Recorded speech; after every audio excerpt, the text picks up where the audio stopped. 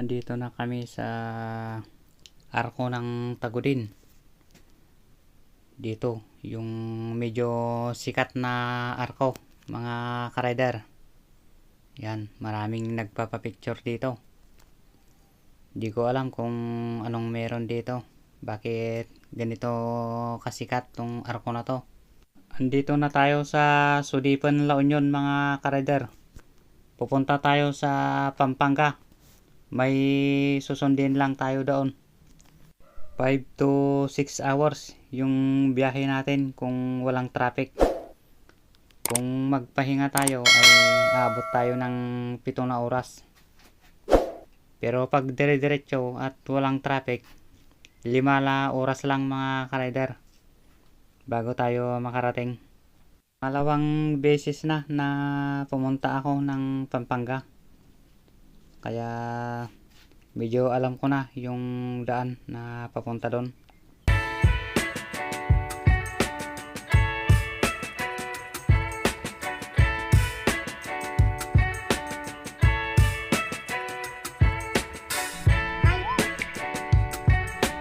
Badlawansan guys, ya kamu. Jak may kabesa. Ay, one badlawanan guys.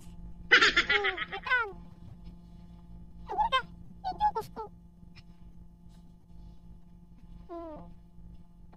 Welcome to Banlawan. Ini tayo. Eh. Yun guys. Banlawan yun. Oh. Ini. Abungan ko. Natalas.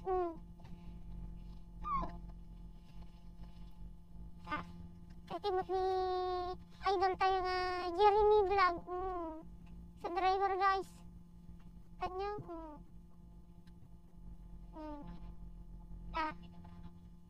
What ah? Maganda mag top speed dito, mga ka-rider. Napakadiretso yung kalsada. Sobrang linis. Talagang wala kang nararamdaman na lubak. Kung malapit lang sana dito, pupunta tayo dito na mag top speed. Matagal na tayo hindi nakapag top speed ng sprocket combination, mga ka-rider. Pero abangan nyo, magta top speed tayo tungkol sa sprocket.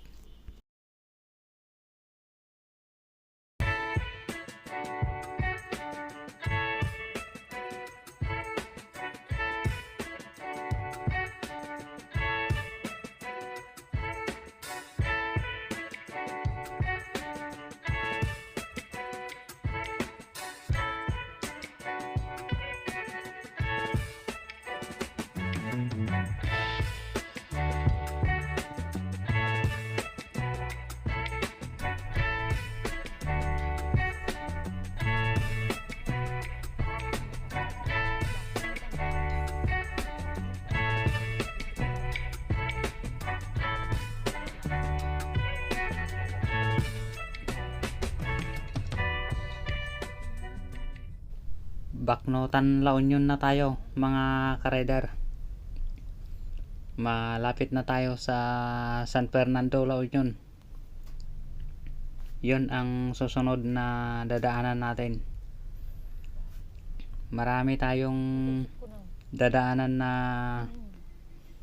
lugar, mga ka-rider, bago tayo makarating sa Pampanga.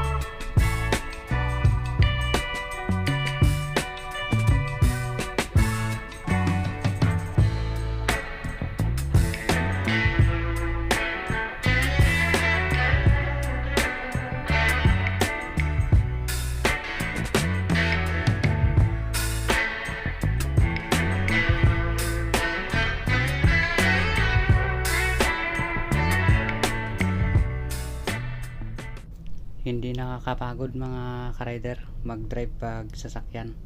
Pero pag motor, pag malayo yung biyahe, talagang nangangalay yung mga kamay at yung mga paa. Pag sasakyan mga ka-rider, talagang nakarelax ka. Para ka lang nakaupo sa loob ng bahay. Kaya ito yung maganda talaga pag sasakyan. Pag malayuan yung biyahe mo. Pero pag malapit lang, okay na yung motor.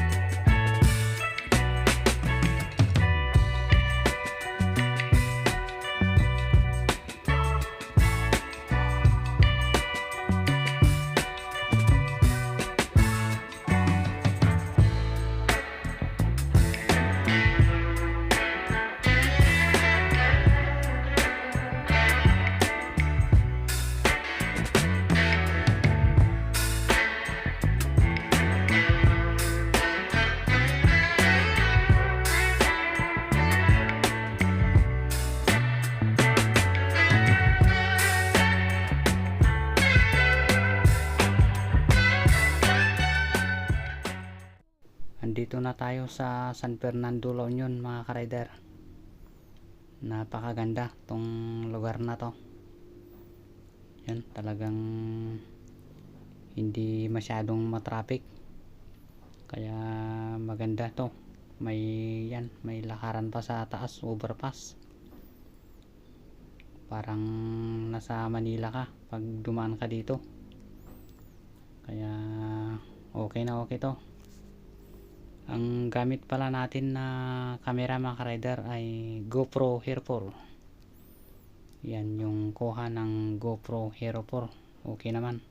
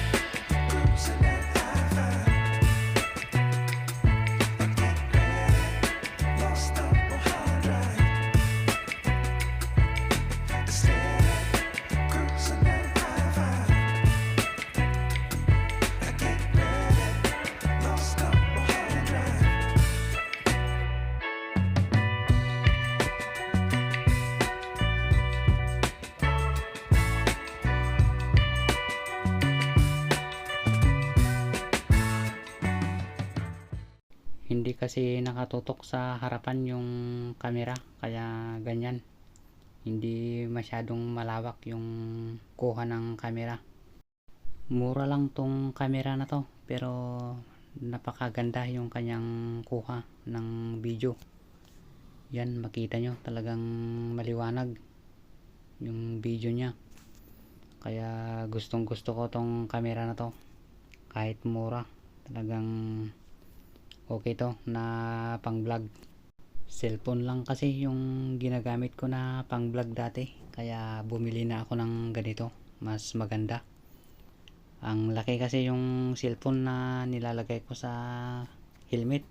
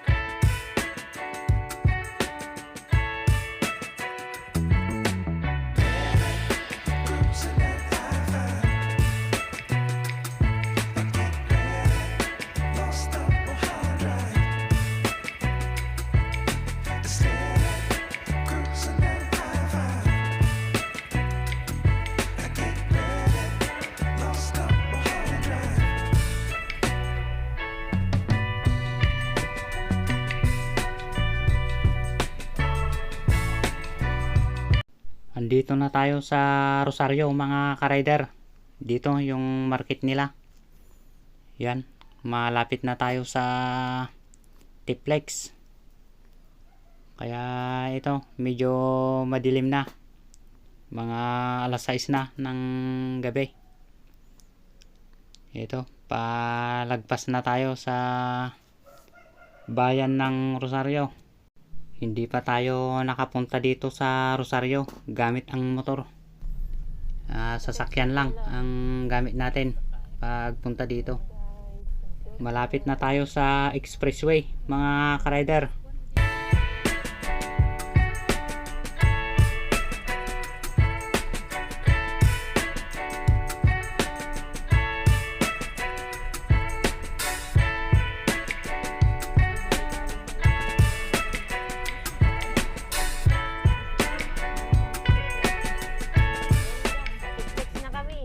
Nasa Tiplex na tayo mga ka-rider.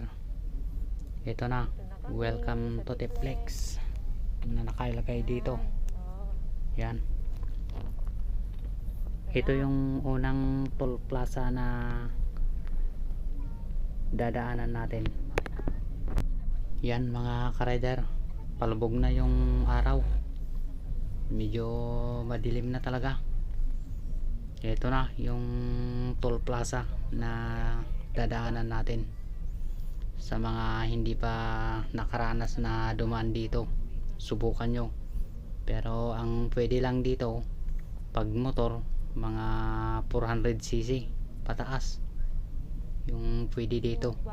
Hindi pwede yung 150cc. Hindi ka makakadaan dito, mahaharang ka lang pag dumaan ka dito. Pag sasakyan naman ay Entry nga. okay, basta apat yung gulong niya, No, valid pwede yung na dito. advice na.